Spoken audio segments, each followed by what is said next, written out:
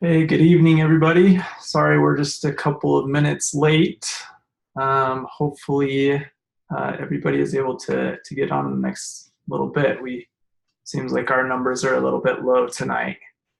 Um, so we'll give people a second to get on. But first, I wanted to talk about a little bit about yesterday. So yesterday, we talked about the let's see here. We did an introduction to Swift and talked about creating variables and constants. And today we're going to build on Swift and talk about conditionals and optionals. Okay. And I also wanted to apologize again for those of you who may not have made it to the conference yesterday because the link wasn't working. It seemed that there were some issues with my permissions to present.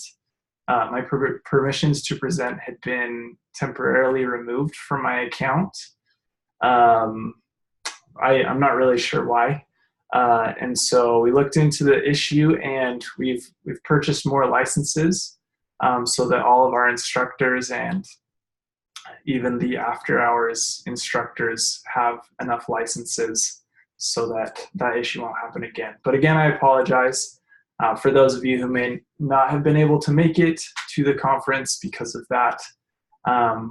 You can always watch the video from yesterday, or feel free to reach out to me or to any of the other PMs with questions or concerns about that. So again, want to throw out another pitch for those of you who are thinking about Lambda School and doing the full-time course.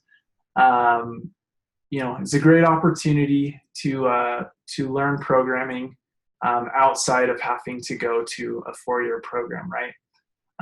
Computer science is a great degree, but requires a lot of time, requires a lot of money, depending on what university you go to, but for most universities, it would be a lot of money. Whereas Lambda School allows you to bypass that and just do 6 months of full-time kind of crash course of learning everything that you need to become an iOS developer. And you don't have to pay a dime until you get a job, until you land that first development job. So again, if you're thinking about signing up, you can go on to Lambda's website and apply for the full-time course, and then continue to come to this course just so that you can learn the basics and be ready to hit the ground running when the full-time course begins. So let me know if you have any other questions about Lambda or how it works. But definitely if you find that programming is something that interests you, why not give it a try, right? Okay. Well, let's go ahead. We've got a ton to go through today with conditionals and optionals, so we're just going to go ahead and jump right into it. Okay. Let me just make sure I've got all of the screens up that I need.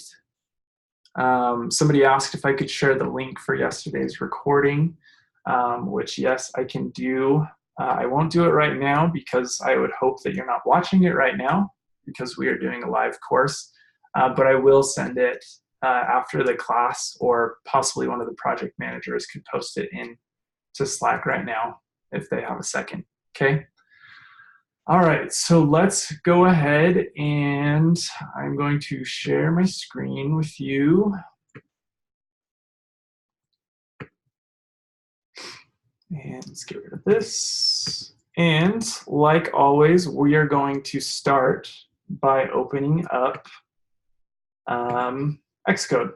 So let's go ahead and launch Xcode. If you already have it launched, like I do, I'm going to go ahead and do File, New, and we're going to be working in Playgrounds again today, okay? So bring the new Playground over here, and we are going to be doing a, we don't need a template, so let's go ahead and just do blank. And I'm going to name this Conditionals and Optionals because that's what we're going to be reviewing today, okay? So hit Create. And oh, looks like I already have something named that in my files. So I'll just do conditionals and optionals too.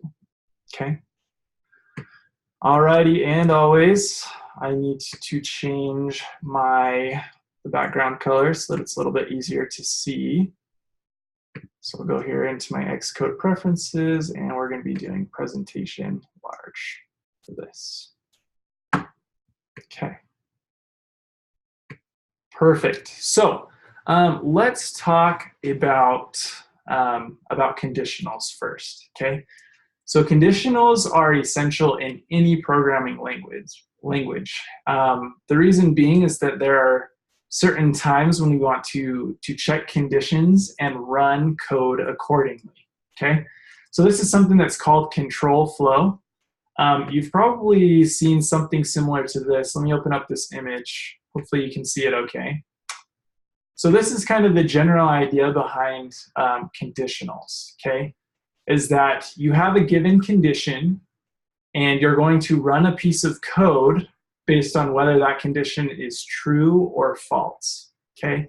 And so again, this is something that's essential in programming, right? Because, let's say, for example, that I'm signing into the Facebook app. There's going to be a condition that says, hey, is this user authenticated? If yes, then go ahead and continue on to Facebook, and I can see all of my posts and whatnot. If not, then ask them to re-enter their password, right? And so you can see examples of where conditions are being used pretty much everywhere, okay? So let's talk about how we can use conditionals in Swift, okay? So let's go ahead and let's create a constant. And I'm going to call this constant a score, okay? And then that's an integer, so let's go ahead and just give it a random integer value, okay? And then to create a conditional in Swift, we are going to start with the word if, okay?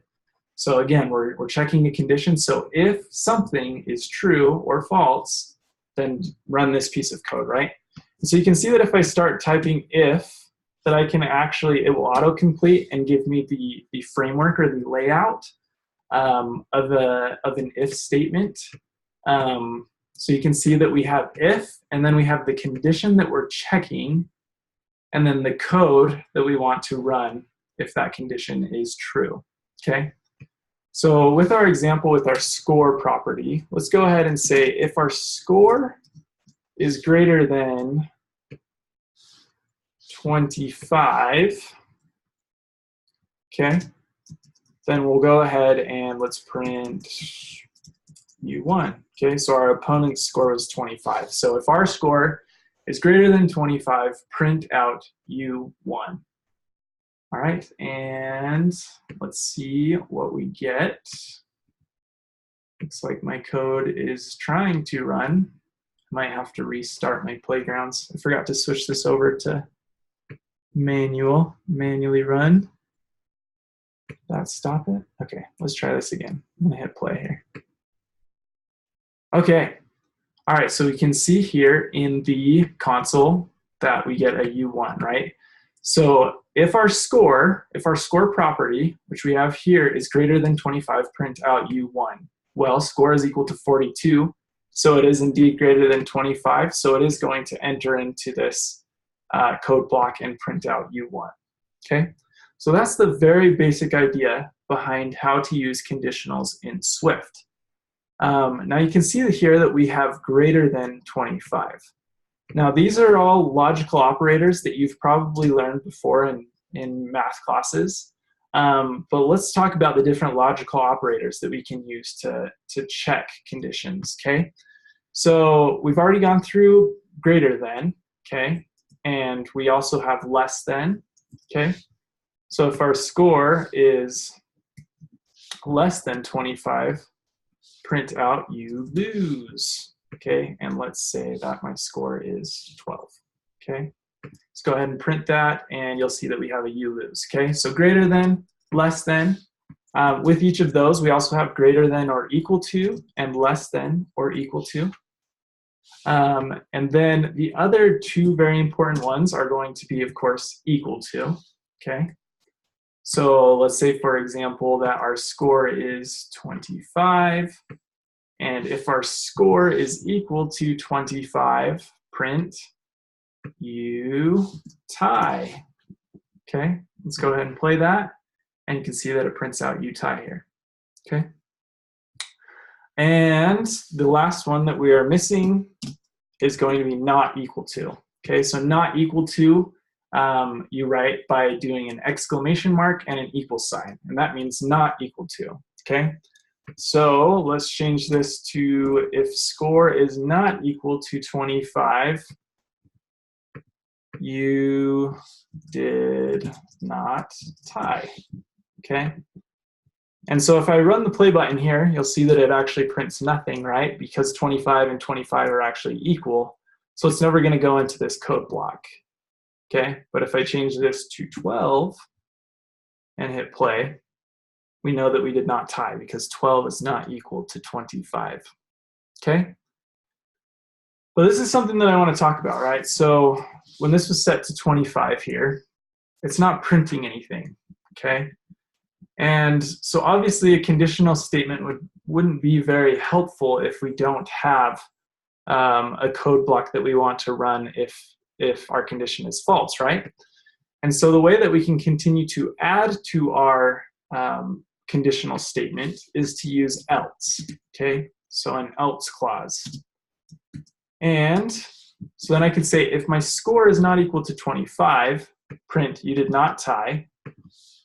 But if it is equal to 25, go ahead and print you tied.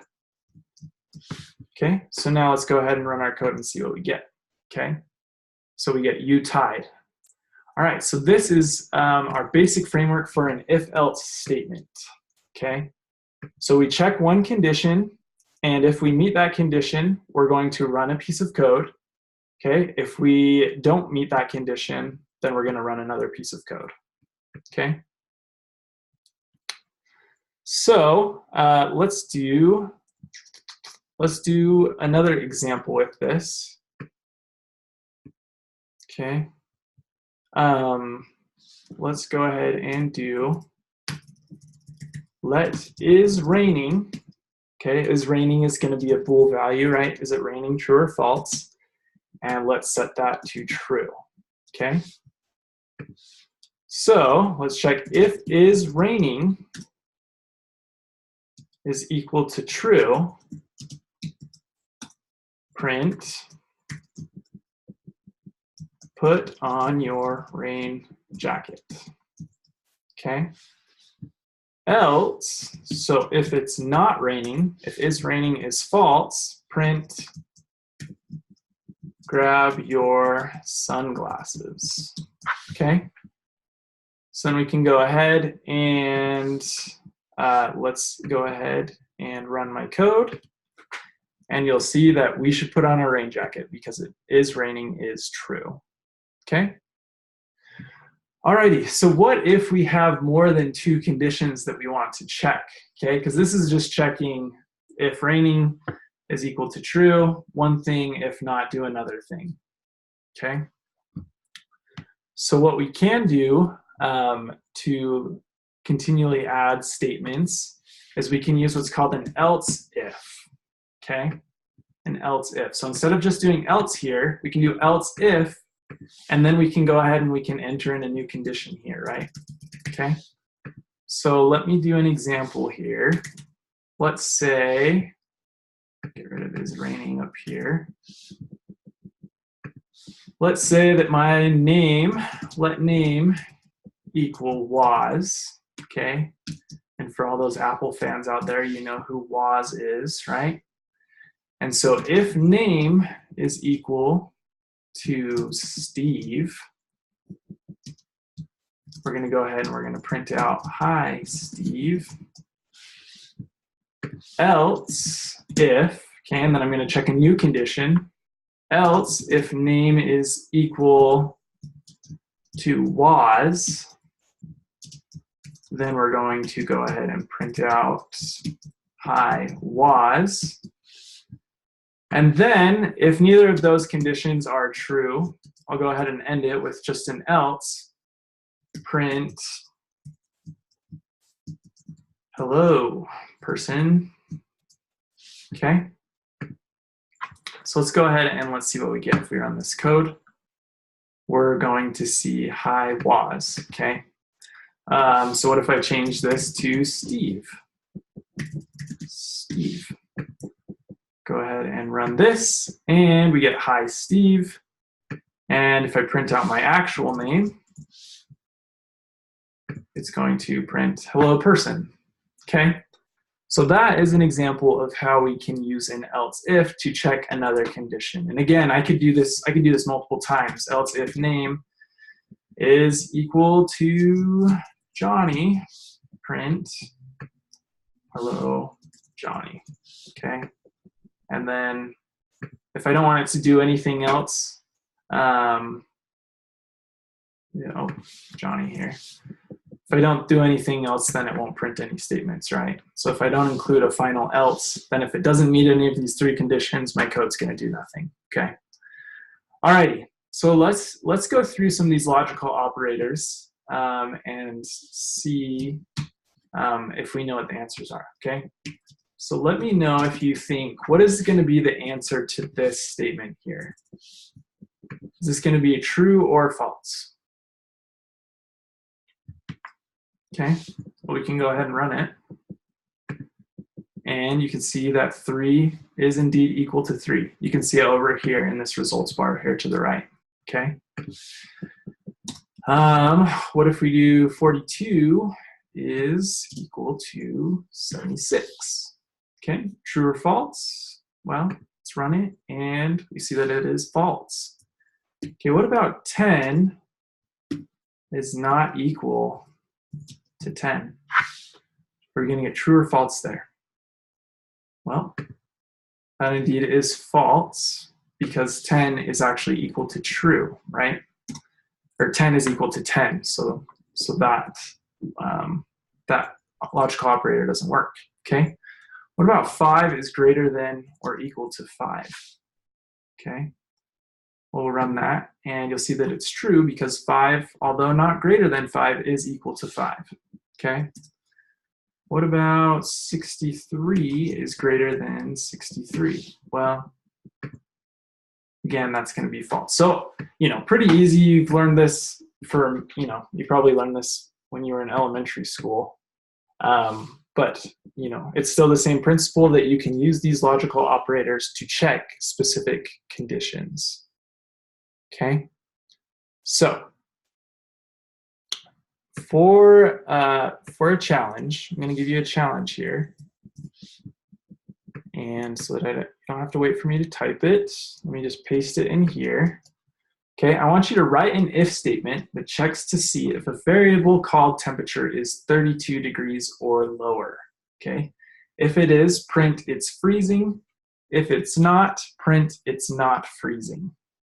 Okay, so go ahead and take 3 minutes to do this challenge. And then I'll be looking at the chat if you guys have any questions about this or about anything that we've talked about thus far.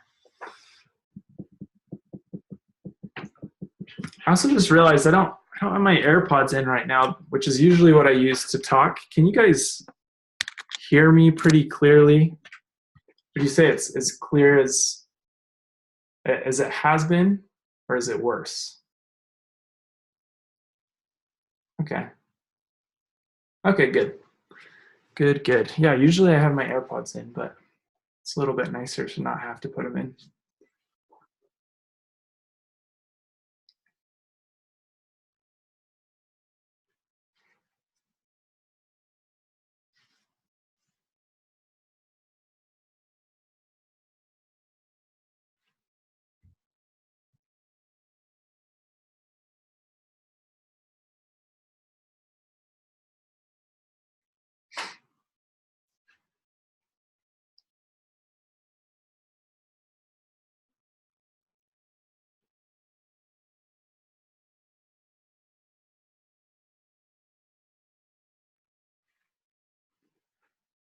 All right, take about 30 more seconds.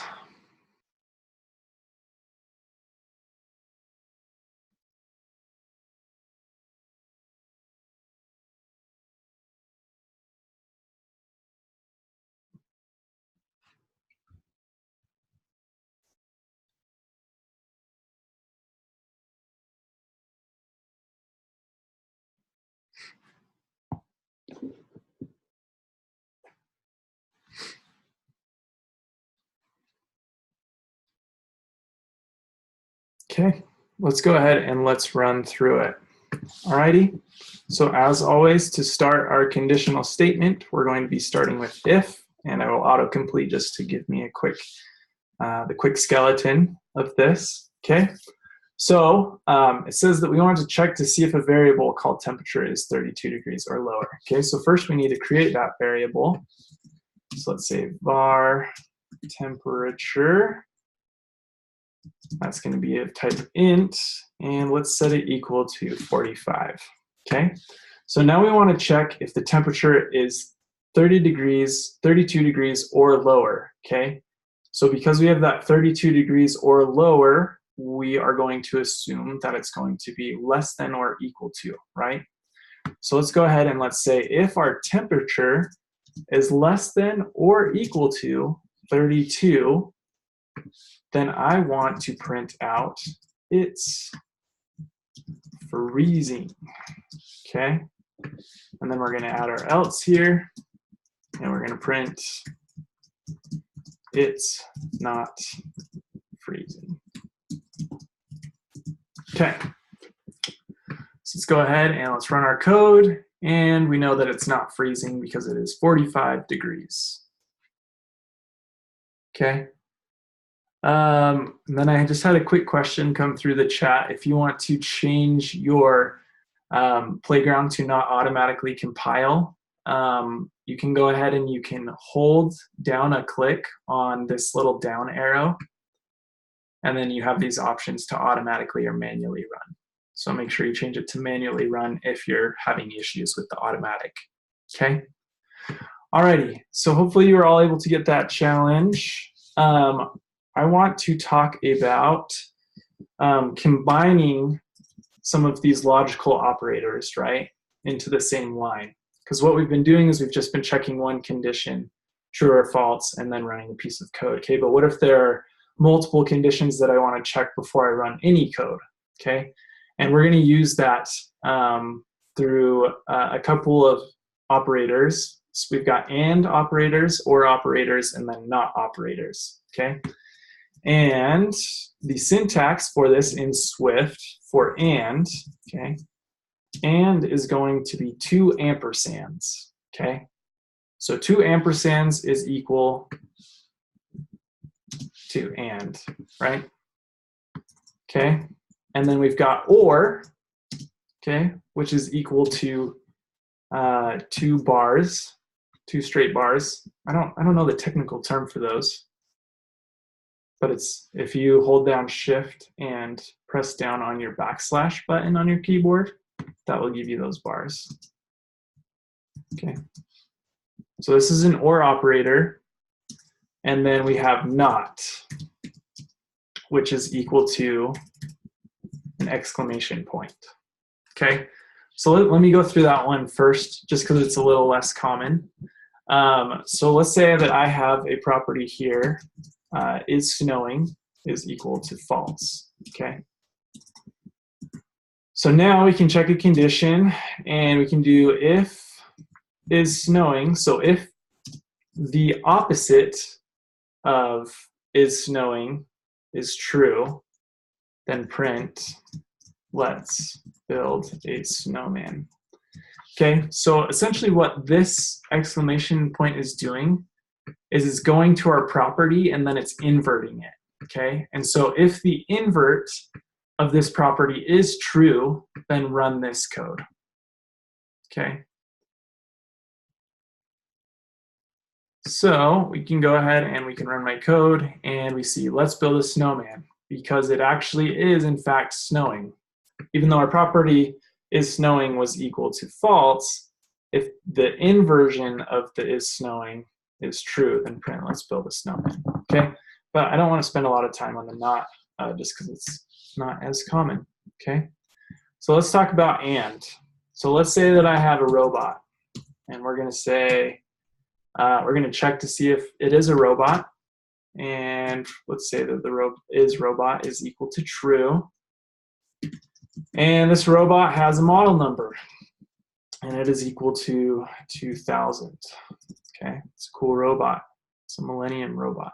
Okay, so I'm gonna start my condition here, and the first condition I want to check is if it's a robot. Okay, so if is robot is equal to true.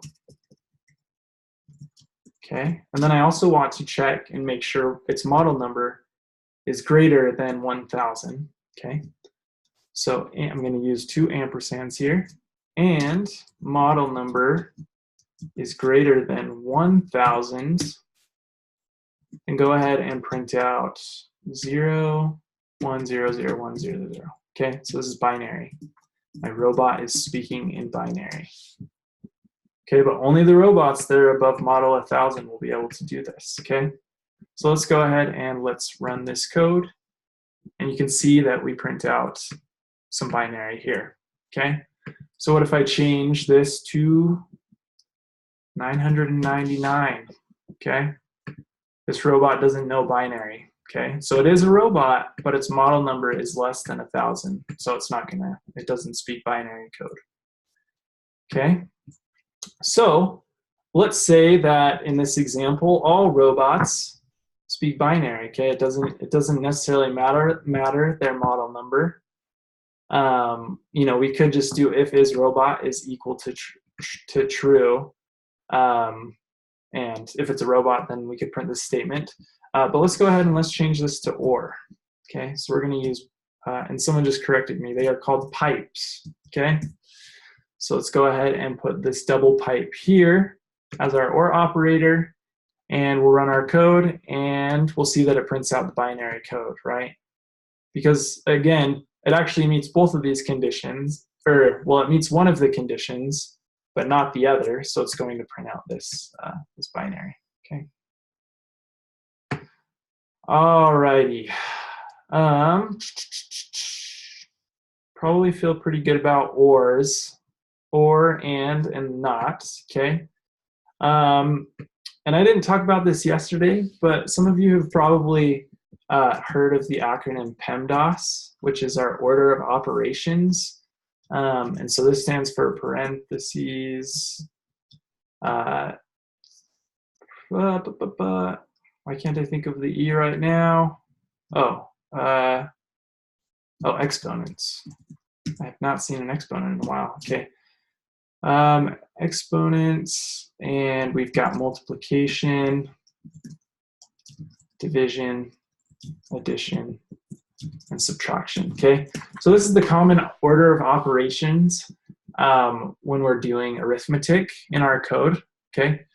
And it's still, and so those rules are going to apply. And I didn't talk about that yesterday, but if you're wanting to make a calculation, we could do let answer equal 5 times 3 divided by 2 plus 1. Okay, that is going to be a different answer. So let me go ahead and print out our answer here and run that code. You'll see that we get 8. Okay, so that's going to be very different from, let's say, let answer equal 5 times 3 divided by 2 plus 1, okay? So if I run that code, oh, I want to print out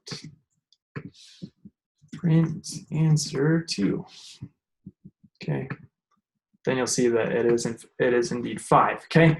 So the order of operations is still the same here in using Swift, okay? And these order of operations, this parentheses especially, can be used to check, if you wanted to check like 2 conditions before checking another condition, right? So let me give you this one. Let's say that we've got a variable x is equal to 6, okay?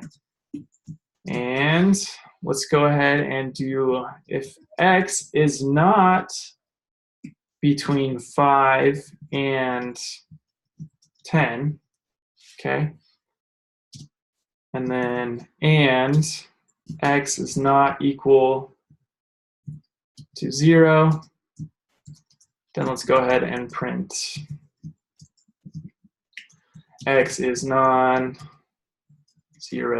and not between 5 and 10.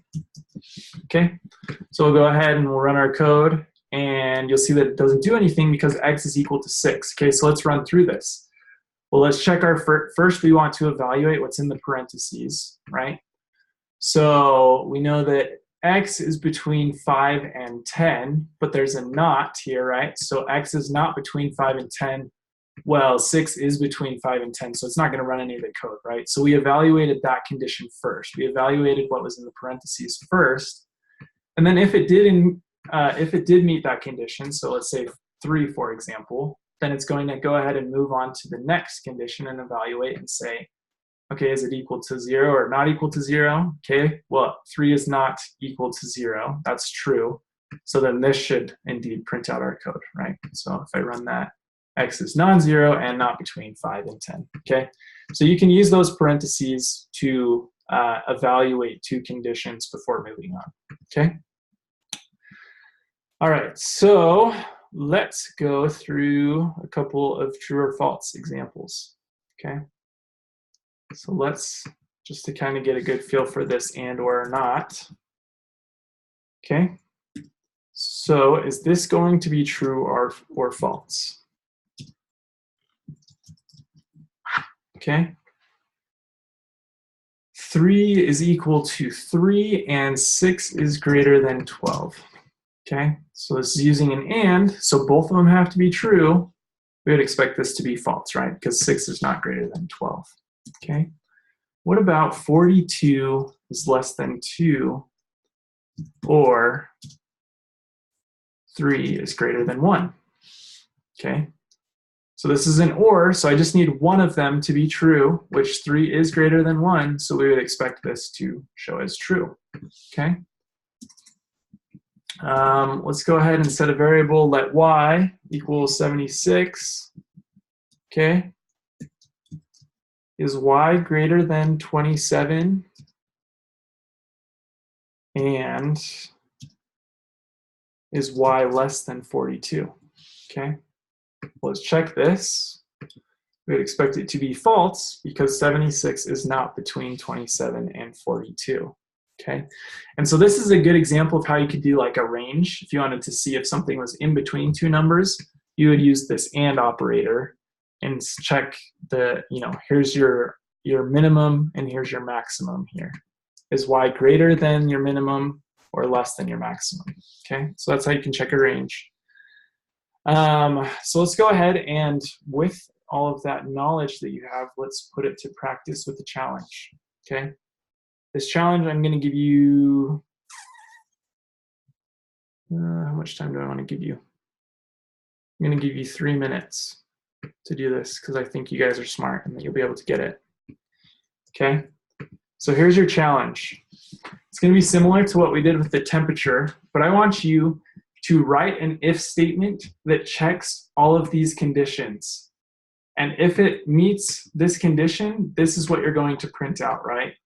So for example, if we've got a temperature variable, temperature equal 42, okay? So if temperature is less than 0, then print you're going to get frostbite, okay? And so on and so forth, okay? Using your else if to check the ranges, okay? So go ahead and take 3 minutes now to do this challenge problem. Let me know if you have any questions.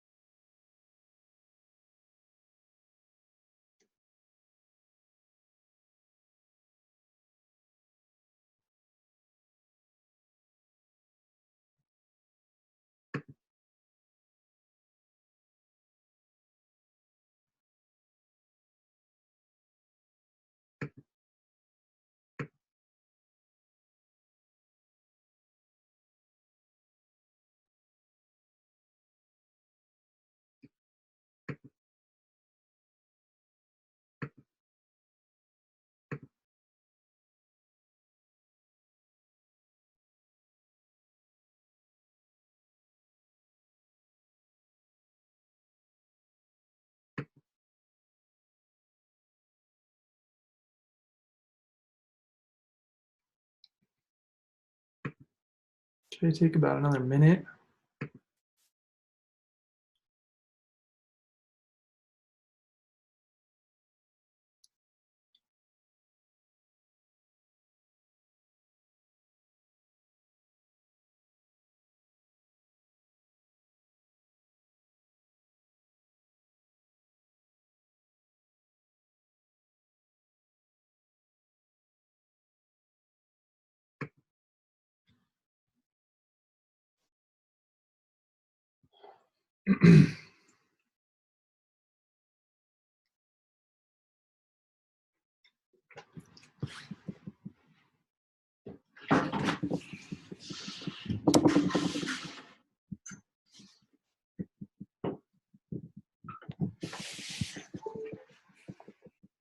Okay, let's go ahead and run through it.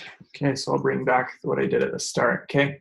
So we know that if temperature is less than 0, we're going to be printing out you're going to get frostbite. Okay, so now I've got an else if temperature is greater than or equal to 1, okay, and temperature is less than or equal to 32, then we want to go ahead and print it's freezing.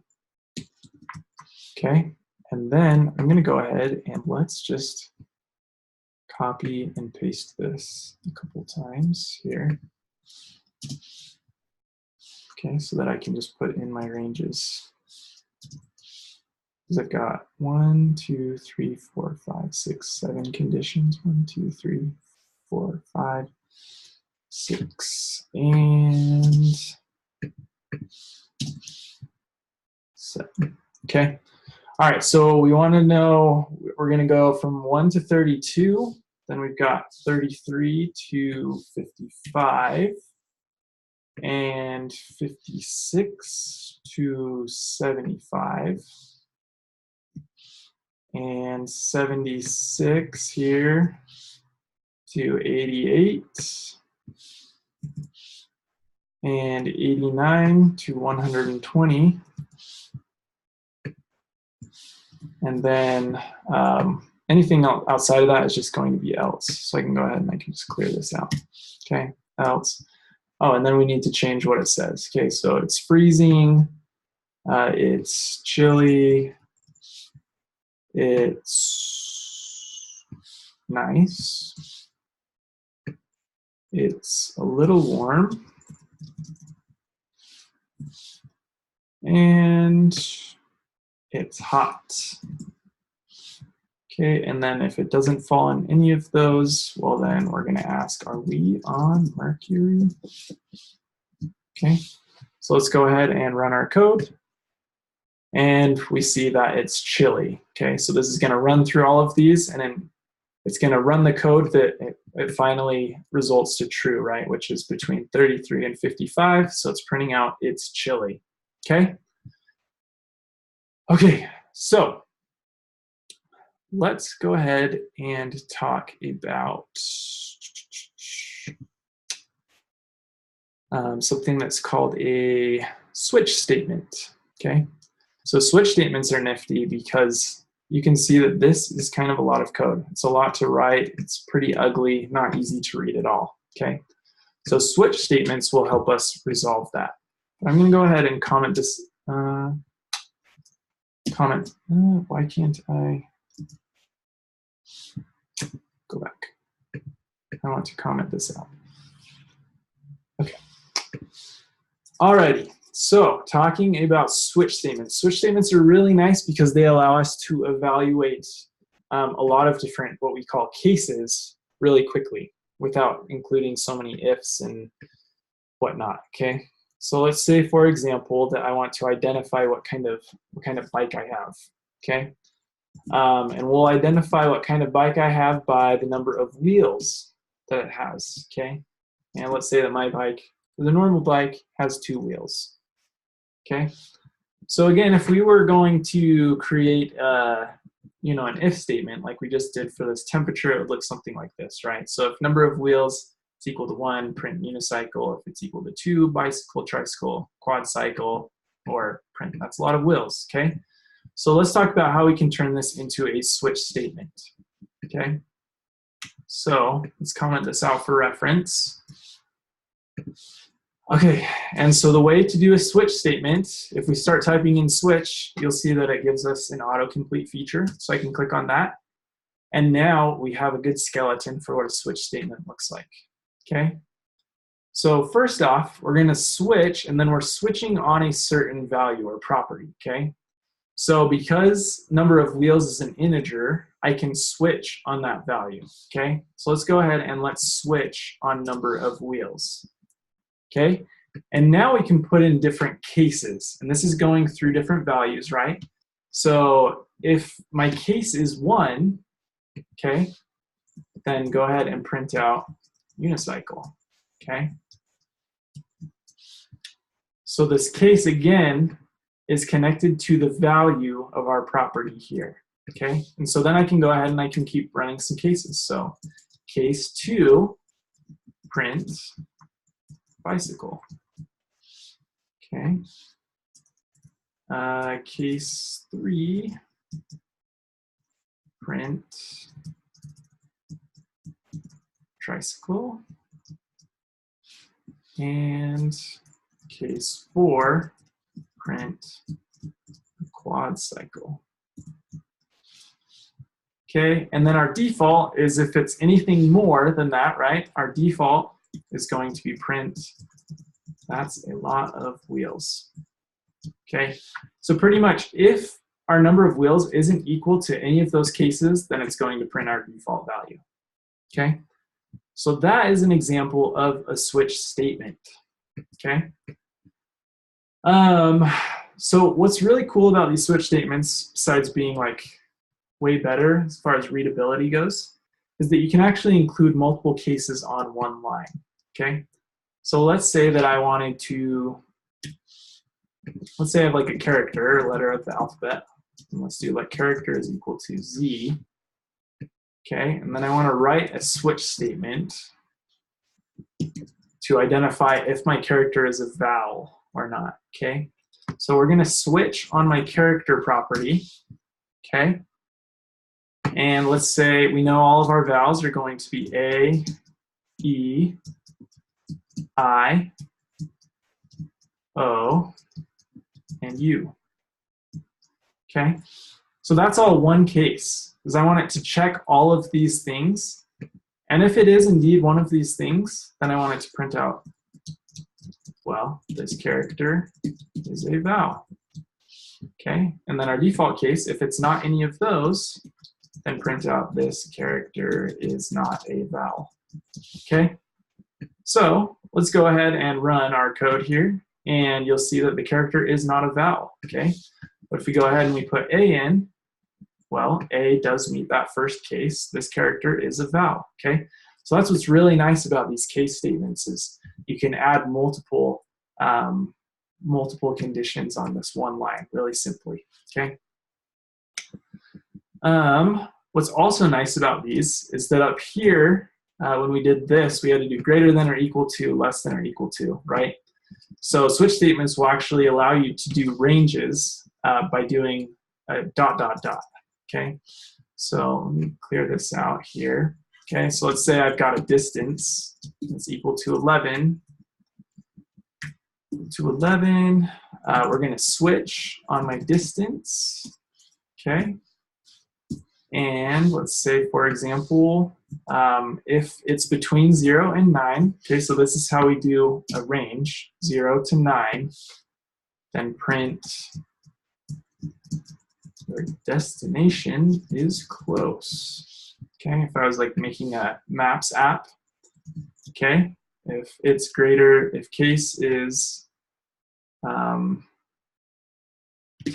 to 99, prints your destination, your destination is far. Okay, otherwise, print your destination is unknown or something like that, okay? print unknown location, something like that, okay? So let's go ahead and run this code, and you'll see that our destination is far because it falls in between 10 and 99, okay? So something really cool that's similar to running these operators, and something that you might see is something called a ternary operator, okay? And this is just shorthand for an if-else statement, okay? So let's say, for example, that we've got an if statement like this, okay? So we've got a result, which is a string. We've got a variable, which is an integer, and it's equal to 32. Okay, if my integer is equal to 42, the result is equal to correct, else the result is incorrect, and we can print out our result, right? Okay, so this is what we've been doing. Now, a ternary operator, if you're doing a conditional that's pretty small like this, we can do this. We could say let result equal, okay, and then I'm going to check a condition, okay? So let's go ahead and do some variable is equal to 32, okay, the same, or equal to 42, the same condition that we had above, okay? So then I can go ahead and this is how we do a ternary, right? So we've got a condition, and then the question marks just means, okay, check this condition. And then this is going to be, the first result is going to be if it's true. So let's go ahead and do correct.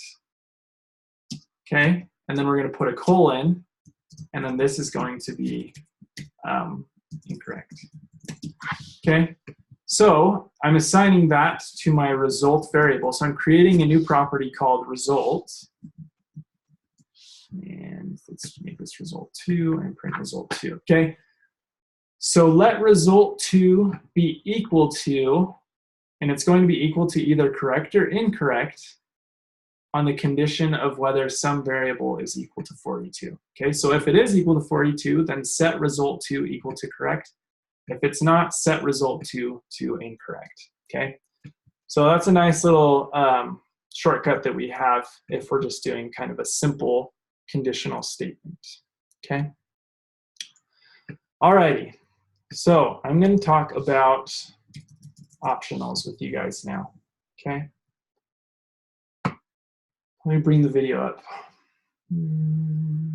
Stop sharing my screen for a second. Okay.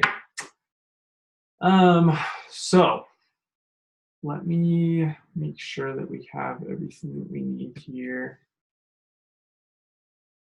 Okay.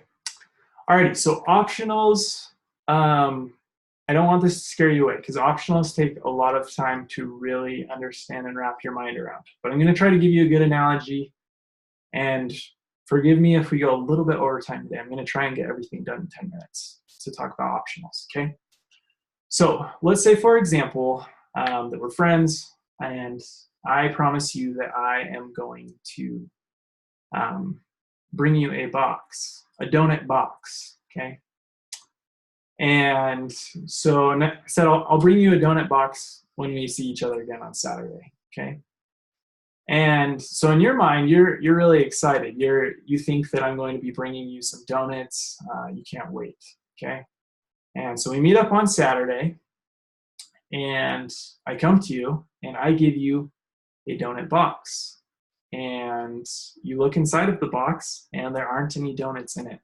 And you might be really sad and really mad at me because you thought that you were going to get some donuts, right? But I promised you that I was going to give you a donut box, and so I fulfilled my promise, okay? So this is a silly example of what are called optionals in programming, okay? So in programming, we can set certain properties to be optional values. And these optional values act as these containers, and these containers can either have a value or they can be equal to nil, right? So just like the donut example, you have a container and there can either be donuts inside of it or not, okay?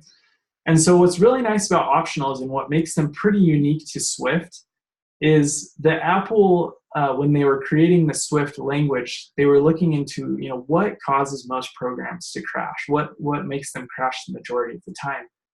And they found that a lot of the time it was because the compiler was trying to compile code and would run into some sort of property that didn't have a value in it, that was set to nil, okay? And before optionals existed, the compiler was saying, hey, I always expect a value, okay? You have to give me a value. And if we didn't give them a value, then the code would crash and your app would crash, right?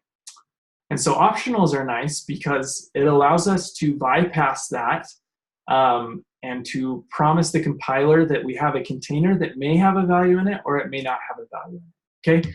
And so let me give you kind of an application of this. I'm going to draw this on, I think I have like a little whiteboard functionality here. And try to draw to explain it. Okay, I'm not promising that the drawing is going to be very good. Okay. Let me share this screen here. Whiteboard. Okay. So I've got a nifty little whiteboard here.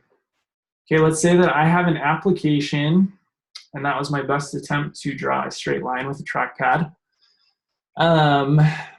And my application, I have a user that comes in and they need to create an account, okay? And so in this account, they need to include their first name. I also have a middle name, okay? Let's do last name, and let's do email address and a password, okay? So I'm going to say for my application, what in the back end of my application, I need these certain properties in order to create an account for them, okay? So right now, first name, middle name, last name, email, and password are all required, okay? Now, if any of these happened to be nil, if for some reason they were able to submit this form to my application and something was missing, there wasn't like a middle name or a last name, my application would crash because it says, hey, you told me that there was going to be a string here and there's not a string, okay? But what I can do to make some of these optional values and to make sure that my app doesn't crash if the user passes in a nil value is that I can make this property an optional. And I can do that by putting a question mark next to it, okay? So middle name, in this case, is actually optional, okay? So let's go ahead and say that my user puts in all this information, and I've got Johnny here, and I leave middle name blank, and I put my last name, which is Hicks, blah, blah, blah, email, and password. I don't want that to be a straight line because I did put an email and password in because those are required, okay? So now my app is going to fetch all of this information and create an account, okay? So it's gonna pull the full name in, it's gonna say, okay, full name, I need a full name, which is a string, it's there, it exists, okay? Middle name, I'm only expecting for there to be a middle name container, okay? It can either be nil or it can have a value. If it has a value, great. If it's empty, it doesn't matter because it's an optional, okay? And we pull in our last name, and we pull in our email and password, and then ka-ching, we created an account because they didn't pass in a middle name, but it's okay. They gave me a container for a middle name, okay? So anyway, that's my best attempt to try to explain optionals to you in a simple manner, okay? So how do we do this in code? How do we create optionals?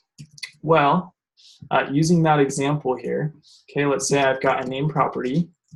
It's going to be of type string is equal to Johnny, okay? Let middle name is going to be of type string, but it's actually going to be of type string optional, okay? So this means that it can be set to nil, okay? So if I run my code, you can see the compiler doesn't get mad at me, okay? If I didn't have a question mark there, then it's going to say, hey, I expect a string, you can't put nil here, okay? So this makes our code a lot safer, okay? making sure that values that properties that need to have values have them. And if they don't need them, then a user can put nil through, okay? So again, this needs to be optional, okay? Let last name equal, just do pics. Yeah. We still have the whiteboard. Oh, I still have the whiteboard. Sorry, I thought I was sharing my screen with you guys. Thank you. I didn't even have the chat open. That's probably why you guys were all saying, hey, we can't see. Okay, sorry about that. New share here, and we're gonna be doing our desktop, okay. Alrighty, can you guys see my screen now? You see the editor? Cool, okay, cool. Sorry, let me go ahead and start that over, okay? So we've got a name property. It's not optional, so we're gonna do let name of type string equal Johnny, okay? And then we have our middle name, which remember in our fake program that we wanted to come up with, the middle name was optional. So the way that we can do this is we set it to type string optional, and we set that with the question mark, okay? And because of that, this can be set to nil, okay? So like I was showing previously, if we try to set something that's not optional to nil, it will tell us that, hey, I'm expecting you to give me a string, you can't give me nil as a value, okay?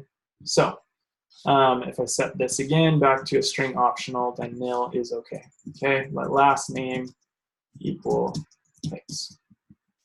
All right, so let's talk about how we can unwrap and use these optional values, okay? So we're gonna say that later on in my program,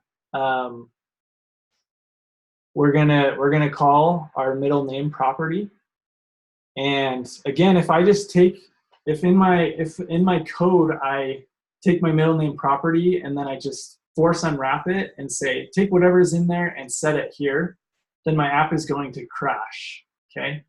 Because if I'm saying, hey, I need a string and I pass in nil, well, then my app is going to say, hey, nope, I can't do that, okay? And so what we need to do with optionals in order to use them in our code is we need to unwrap them, okay? So think of these again like it's a box, and we need to open up the box and see what's inside, okay? And we need to make sure that there's a value inside before we actually use the property, okay? So the way that we can do this is doing something called unwrapping again. And we do that by saying if let, okay? So an if let is an example of opening up our container and seeing what's inside, okay? So if let, and then like we normally do with let, we set a property name, okay? So let's go ahead and say middle name value, okay? And we're gonna say if let our middle name value equal middle name, okay? So again, this is like setting up a condition, right? Okay, so our middle name value is going to be equal to middle name, and we have two conditions. If middle name does have a value, okay, then we're going to say print middle name value, okay?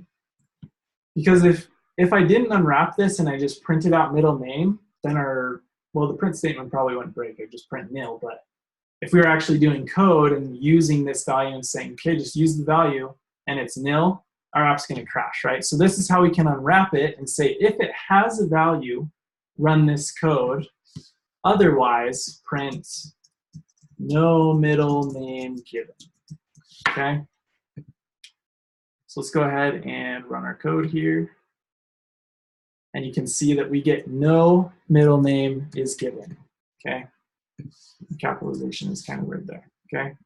So that is how we can safely unwrap something, okay? And so if I've unwrapped it, then you can see that I was able to use print middle name value here because I safely unwrapped my middle name and then I can use it in my code, okay? So another way that you can unwrap these values is by using something that's called a guard statement. And I don't want to talk very much about them today. But a guard is very similar in saying, okay, guard guard let middle name value equal middle name. Or let's see, guard let, sorry, not equal. Guard let middle name value equal middle name else, and we could do something like print no middle name given.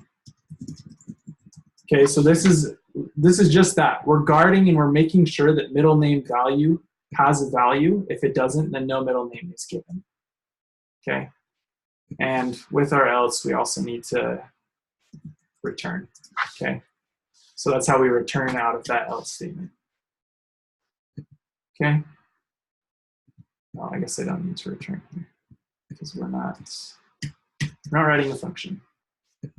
Okay, so those are the two ways that we can unwrap optionals, using an if let and a guard let. Okay, and I know that I am over time, and just wanted to answer one last thing.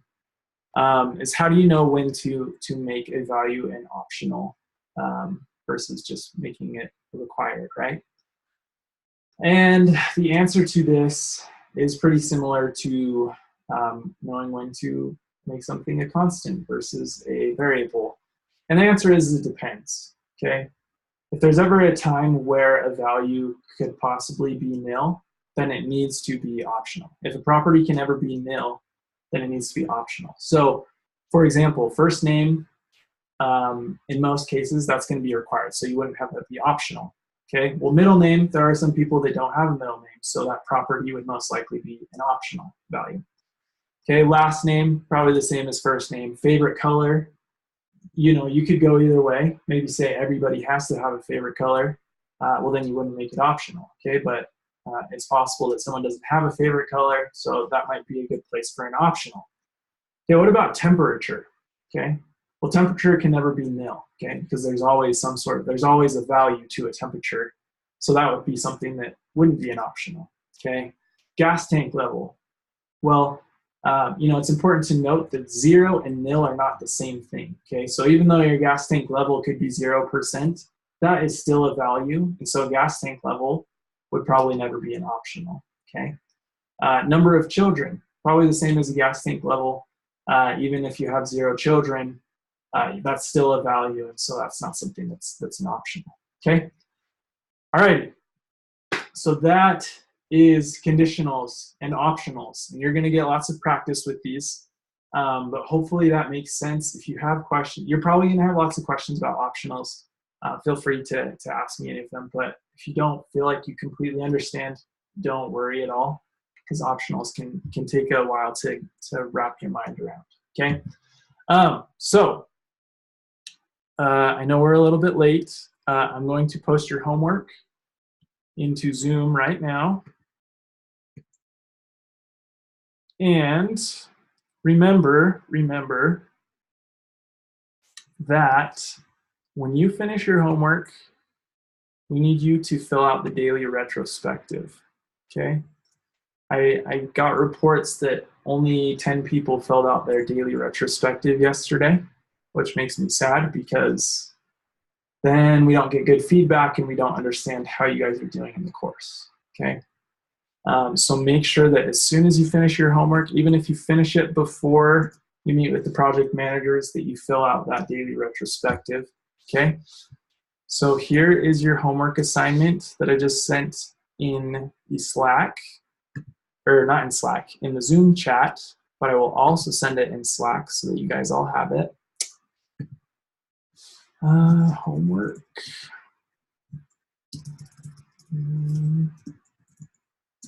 Okay. So there is your homework there. And I will also send you the link to the daily retrospective. And if you ended up coming to class late, this recording will be posted onto YouTube later this evening if you need to rewatch it. But yeah, so that is conditionals and optionals. Tomorrow we're going to be talking about loops and functions, which are super fun. So make sure that you are back here tomorrow evening at 5 o'clock Pacific Standard Time. And that's all that we have for today. So best of luck on the homework, guys, and let me or any of the project managers know if you have any questions with the homework or with the daily retrospective. But we'll plan on seeing you tomorrow, okay? Have a great night.